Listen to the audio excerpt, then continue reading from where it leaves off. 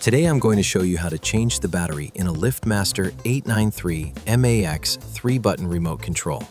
This is a quick and simple fix that can restore a remote that stopped responding or working intermittently. To get started, remove the visor clip from the back of the remote and set it aside.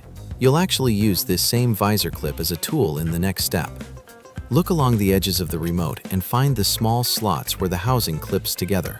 Insert the visor clip into one of these slots and gently twist it. As you do this, you'll start to hear light clicking noises as the internal clips release. If the remote doesn't open right away, move the visor clip along the edge and continue prying until the remote separates into two pieces. Once the remote is open, you'll immediately see the button battery inside.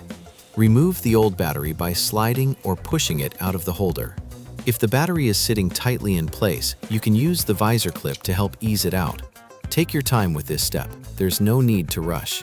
After removing the old battery, insert the new replacement battery into the holder, making sure it sits flat and fully in place. Once the new battery is installed, reassemble the remote by aligning the two halves and pressing them together until you hear them snap back into place. Finally, slide the visor clip back onto the rear of the remote. That's it. Your LiftMaster 893MAX remote control is now ready to be used again.